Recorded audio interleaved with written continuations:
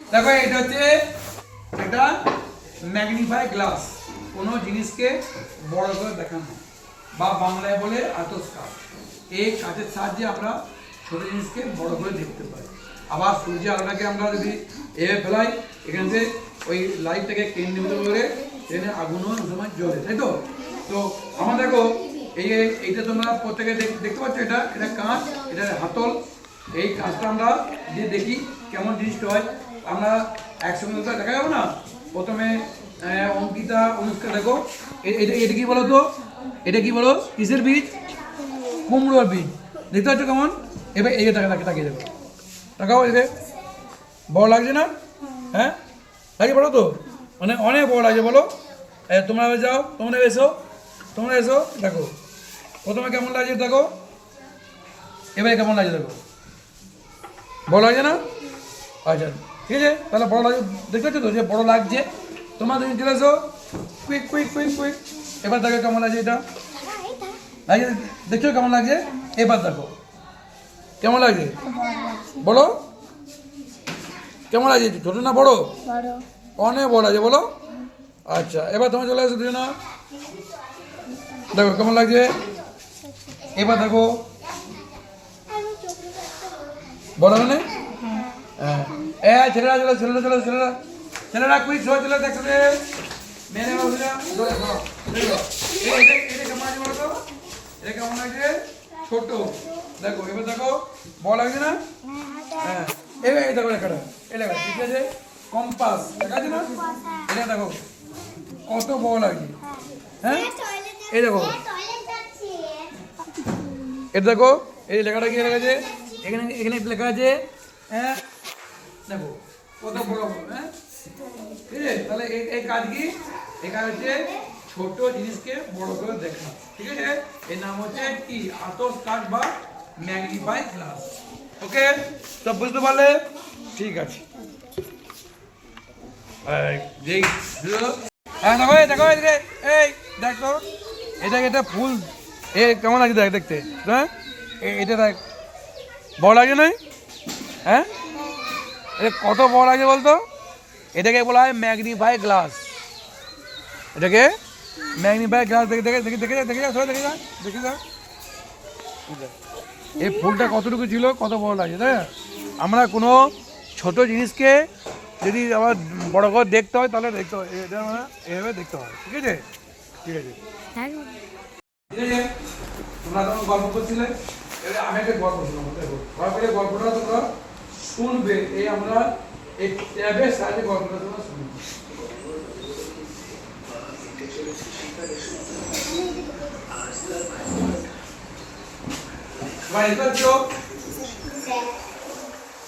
এদিকে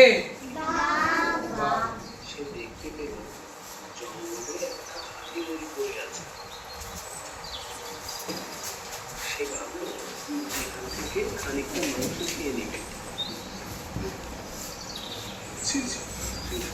কিনা মরা হাতির মাংস খাবো, কেউ দেখে ফেলে কি ভাববে? ভাবছিলাম দুপুরবেলায় শেষ পর্যন্ত মরা হাতির মাংস খাচ্ছে। বাঘ চাইল কেউ দেখে ফেলার আগেই তাড়াতাড়ি সে কিছু মাংস খেয়ে নিবে, কিন্তু বাঘে ইংরেজি কি? লম্বা হাড় তার গলায় আটকে গেল। কি হলো? এটা গলা হাড় ঢুকে গেছে, ফেলতেও পারছে। বাঘ বুঝতে পারলো কারো সাহায্য ছাড়া সে তাই সে জঙ্গলের অন্য পশু পাখিদের খুঁজতে লাগলো যারা তাকে সাহায্য করতে পারে। কিছু দূর হেঁটে যেতেই সে এক শিয়ালকে দেখতে পেল। শিয়ালকে দেখতেই বাঘ বিড়ালের সাথে বলল, শিয়াল ভাই, মাংস খেতে গিয়ে আমার গলায় একটা হাড় ফেসে গেছে, তুমি কি ওটা একটু বের করে দিবে? হ্যাঁ, বেশ ভালো ফোন দিয়ে এসেছো দেখছি। আমি তোমার আর অমনি তুমি আমার হাতটা চিবিয়ে যাবে, তাই তো? এসব চালাকি আমার সাথে চলবে না বাবু, আমি যাই।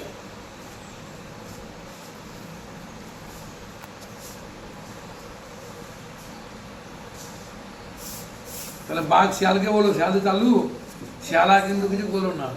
এবারে বাঘ কোথায় যাবে, আবার বলুন।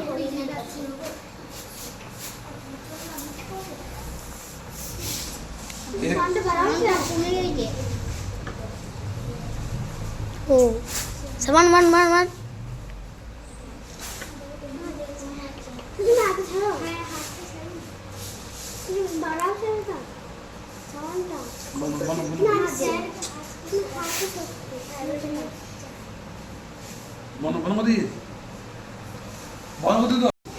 দেখো আজকে তোমাদের আমি একটা নতুন জিনিস দেখাবো।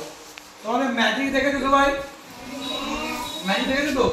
ম্যাজিক কিন্তু কোনো মানে অবাস্তব কিছু নয়, বাস্তব জিনিস। এটাকে হাতে কায়দা করে বিজ্ঞানের মানে প্রযুক্তি ব্যবহার করে এটাকে দেখানো হয়। আজকে তোমাদের সেরকম একটা ম্যাজিক দেখাবো। মনে করো এই একটা ছেলে, তোমার সিলেট দেখেছো, পেন্সিল দিয়ে দেখো, এটা আমার ম্যাজিক সিলেট। এটা কি নাম? ম্যাজিক সিলেট। মনে করো আমি একটা লিখলাম এখানে এইটা, এই তিনটে বাহু, এটা কি নাম বলে তোমরা, এটা কি বলে? এটা ত্রিভুজ। ত্রিভুজ দেখো তিনটে বাহু, একটা ত্রিভুজ হলো। যার তিনটে বাহু তাকে কি বলা হয়? ত্রিভুজ বলে। তবে মুচ্ছি, দেখো আমাদের একটা মুচি তো, যেমন বোর্ডে আমরা লিখলাম, লিখে এমনি বোর্ডে যে মুচি, এটা কিন্তু আমরা হাতে করে কি মুছতে পারছি কি? এটা যেমন মুছলাম, এটা যেমন মুছে দিচ্ছি, তেমনি এটাতে মোজা যাবে হাতে করে। বুঝলাম? তাহলে এটাকে কি করতে হবে? আমাদের বুদ্ধি করে মুছতে হবে। দেখো দেখাও, এখানে কি আছে একটা বলো তো? এখানে একটা কি আছে? একটা সুইচ আছে, সুইচ। দেখো 1 2 3 আছে লেখাটা? তাহলে কি হবে? বুঝে গেল, একটা সুইচ দেই, বুঝে গেল। ঠিক আছে? তারপর আমি আরেকটা জিনিস তোমাদের দেখাই। একটা, দুটো, তিনটে, চারটা, এই চারটা বাহু, এটা কি বলা হয়?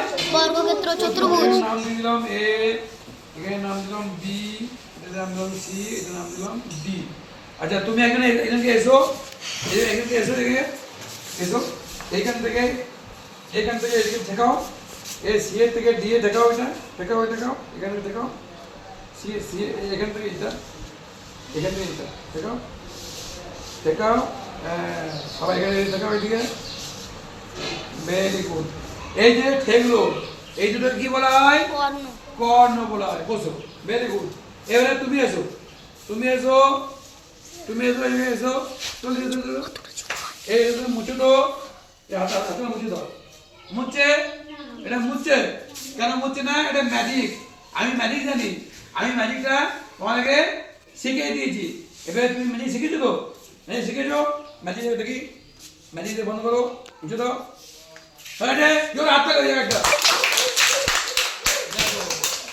আমরা ম্যাজিক দিয়ে সব কিছু আমরা যাই লিখি না কেন এখানে, হ্যাঁ, সব লেখাটাই আমরা হাতে করে মুছে দিতে হবে না। তাহলে কি হতে হবে? আমাদেরকে এই সুইচে হাত দিতে হবে, এই সুইচ টিপলে তবে যে তোমার কি হবে? ম্যাজিক সিলেক্টটি মুছে যাবে। তাহলে এটা কি? এটা একজন বিজ্ঞানের আবিষ্কার, নতুন প্রযুক্তি। ঠিক আছে? আমাদের যদি আপনার বড় কোনদিন বড় এরকম ধরনের আমরা ইয়ে পাই, প্রজেক্টর পাই, আমার গভর্নমেন্ট থেকে দেয় যদি কখনো, বা আমরা যদি কোথাও আমরা স্কুলে আনতে পারি, তখন দেখবে এ ধরনের বড় আছে ম্যাজিক স্লেট বা ম্যাজিক বোর্ড, এখানে হাত দিলে আমরা লেখা বেরিয়ে, এখানে হাত দিলে বোঝা যাবে। ঠিক আছে? তোমরা জানো তো এটা কি নাম বললাম? এটা ম্যাজিক স্লেট। তাহলে এটা লিখলে হাতে করে বুঝলে মতো যাবে, যাবে যাবে না? যাবে। আমরা কি করতে হবে? আমাকে এই সুইচ টিপতে হবে। ঠিক আছে? ওকে, করবো যখন সকলে মিলে একটা গান আমরা করবো। তো গানটার নাম কি? খরবায়ু বয় বেগে। দেখো এখানে আছে একটা নৌকা আছে, এখানে এখানে এঁকেছি নৌকা, এটা নৌকা হাল, আর এটা নৌকা পাল, এই শব্দগুলো এর মধ্যে আছে। ঠিক আছে? তাহলে আমি প্রথমে গানটা একটু কয়লান কেটে দিচ্ছি। গানটিকে গেয়েছেন, এই গানটিকে লিখেছেন আমাদের বিশ্বকবি রবীন্দ্রনাথ ঠাকুর। ঠিক আছে?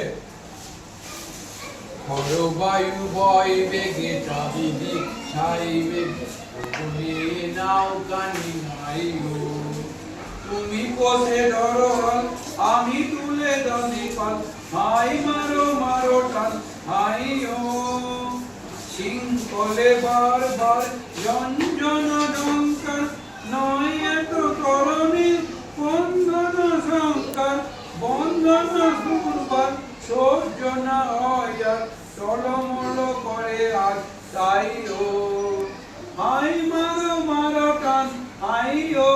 আইও গুনি গুনি দিন কর চঞ্চল করি বলো না যায় কি না যাই সংশয় পারাপার অন্তরে হবে পার উদ্বেগে তাকালো না বাইরে যদি মাঠে মহাকাল উদ্যম জোটা জল জড়ে আয় লুণ্ঠিত ঢেউ উঠে উত্তাল হয়ো না গো কুণ্ঠিত তালে তাল দিও তাল জয় জয় জয় গান গায়ো আই মারো মারো টান আইও আইও ঠিক আছে তুমি আমার সঙ্গে একটু বলবে হরো বায়ু বয় বেগে জানি তারি বেগে কোনে নাও খানি মাইও তুমি বসে ডরো হয় আমি তুলে বাঁধি পাল আই মারো মারো টান আইও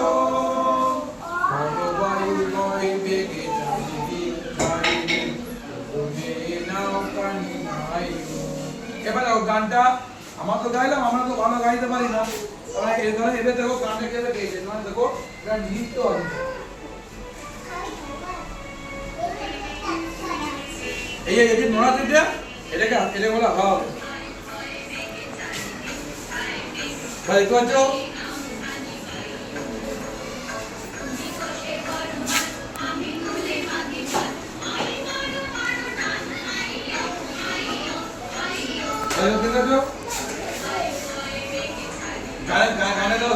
গানে কেমন সুরটা শুনো না পড়া গাইবে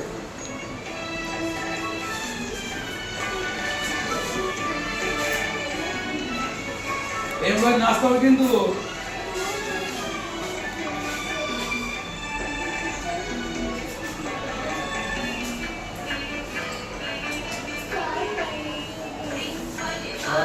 বলো বলো বলো বলো বলতে বলো বলো মায়েতো বলনি চন্দন রঙ্গ চন্দন রঙ্গ সজ্জনা হইয়া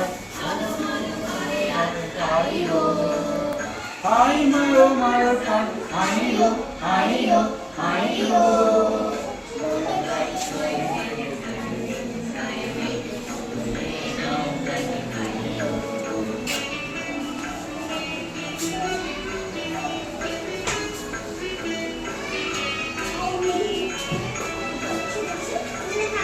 5 के कितना आता है ये नाश्ता में इसका वाला ना रोएगे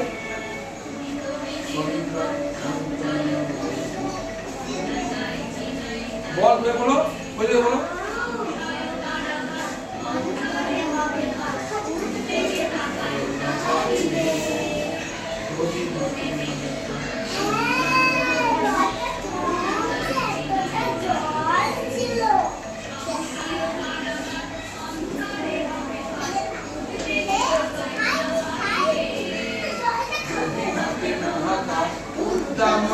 জল পরে হয় লুণ্ঠিত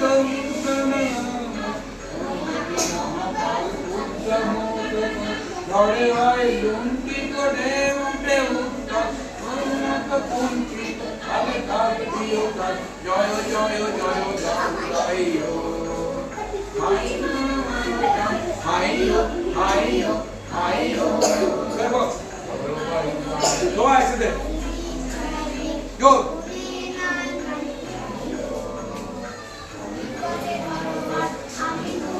go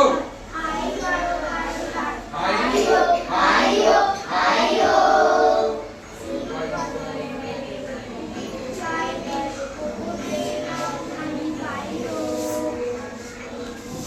very good 78 মানে আলাদা আলাদা একটা নাটক আছে নাম হচ্ছে আলো বুঝছো এটা হচ্ছে নাটকের নাম আলো লিখেছেন লীলা মজুমদার তোমার নাটক তো শুনেছো কি নাটক দেখেছো কোথাও যাত্রা দেখেছো নাটক তো আজকাল কোটা হয় কি দেখো নাই মনে হয় তো আমরা আজকে নাটকটা আমরা পড়েছি অলরেডি আমরা ইতিমধ্যে নাটকটা পড়ে ফেলেছি এবার আমাদের নাটক কিভাবে হয় সেটা তোমরা রেডিও এই যে এইটা একটা রেডিও তোমরা জানো তো নিশ্চয়ই রেডিও দেখো রেডিওতে একটা নাটক আছে তোমরা শুনো এটা বিরাট সাদা গাড়ি নিয়ে আসেন রবিবার।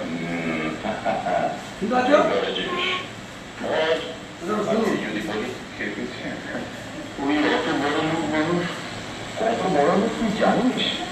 জাহাজের মাল সাপ্লাই থেকে শুরু করে কি ব্যবসা করবে। এখানকার নুন তৈরির সবচেয়ে বড় বড় কারখানাগুলো তা ওদের এই ছেলেদের মধ্যে নাটক হচ্ছে এখানে যেমন আছে না, আমাদের এখানে আছে ট্যাক্সি আছে, স্তম্ভ আছে, জানো? তারপরে তোমার মাস্টার মশাই আছে, তারপরে তোমার এখানে বিড়াল আছে, সব বিভিন্ন অংশগুলো করতে নাটক থেকে তেমনি একটা নাটক এখানে হচ্ছে। শোনো, আমার নাম করে চাবি তো অফিসটা কিনেছো? তা তো চিনি, কিন্তু আমি সেখানে গেলে গিয়ে দেখা একবার। আমি ধার্মিক খ্রিস্টান, আমি বলছি ও তোকে ফেরাবে না। বলছেন আপনি, আমি যাচ্ছি, তবে ওর মতন মানুষ আমি খেয়ে তো ফেলবো না তোকে, ঘুরে আয় না একবার। ঠিক আছে, যাবো, আসছি। Good luck, good luck my dear son.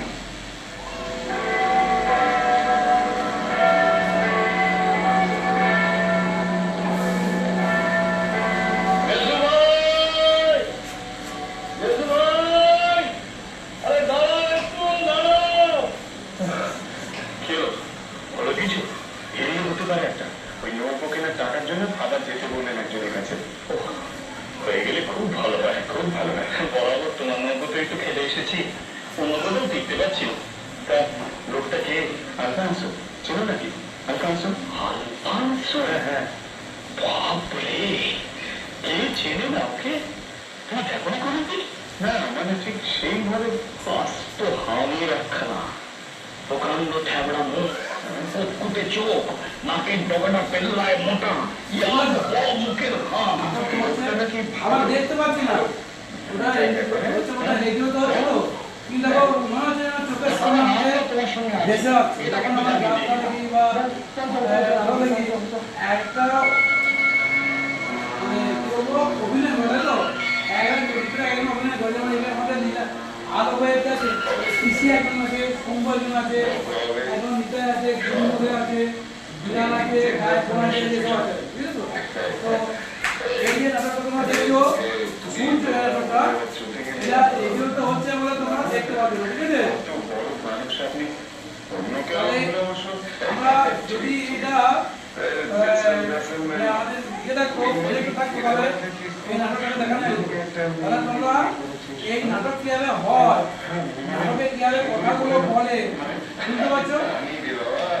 ওই যেমন বলছে তাই না, নাটক সম্বন্ধে ক্লিয়ার ধারণা হলো তো, এই নাটক কাকে বলে, কিভাবে হয়, ও কিভাবে কথা বলে নাটক, ঠিক আছে? আমরা মোটামুটি ধারণাটা করেছি। এরপরে একদিন আমরা ওই আলো নাটকটা আমরা করবো, তাই তো? কেউ কেউ মাথা মাথায় হবে, কেউ শম্ভু হবে। পড়াবো আমাজনের জঙ্গলে। আমাজনের জঙ্গলে অমলেন্দ্র চক্রবর্তী উনি এটা লিখেছেন। আমাজন একটি কিসের নাম? আমাজন একটি নদীর নাম। এই আমাজন নদী হচ্ছে পৃথিবী বিখ্যাত একটা নদী। এই নদীর দূর পাশে বই তীরে যে জঙ্গলে বিরাট ভয়ানক জঙ্গল। এখানে এমন কোনো মানে বিপজ্জনক প্রাণী বা ইয়ে নেই, সাপ এই ধরনের নেই, যে তুমি কল্পনা করতে পারবে না। জলে ফলে এবং সচরাচর আমাজনের একটা ভয়ঙ্কর পরিস্থিতি। আমরা এই যে দেখো এই ভিডিওর মাধ্যমে আমরা আমাজনের জঙ্গলে বিভিন্ন প্রাণীদের তোমরা দেখতে পাচ্ছ যে ঘন বন, এই যে এটা হচ্ছে এটা হচ্ছে আমাজনের জঙ্গল। দেখো এই শোনো বলছে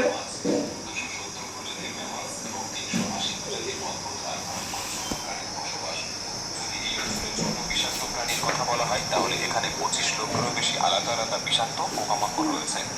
এই জঙ্গল বাইরে থেকে যতটা তাহলে আমরা কি বোঝাচ্ছি, আমাজনের জঙ্গলের ভিতরে যে সমস্ত প্রাণীরা বাস করে তাদের একটা ছড়িয়ে যাচ্ছে, তাই তো? তাহলে একটু আছো দেখো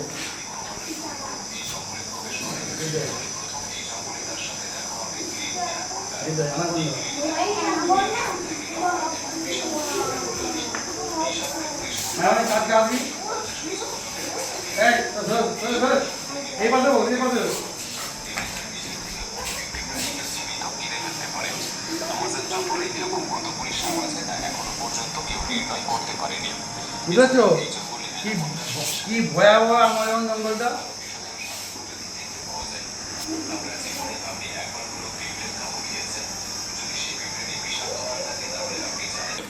এদের মধ্যে এমনও কিছু গোষ্ঠীর মানুষ আছে যারা আজ পর্যন্ত সভ্য জগতের দেখো মানুষের সাথে আমার লোক পরিচয় করেনি এবং যখন কোনো সভ্য মানুষ হঠাৎ এদের সামনে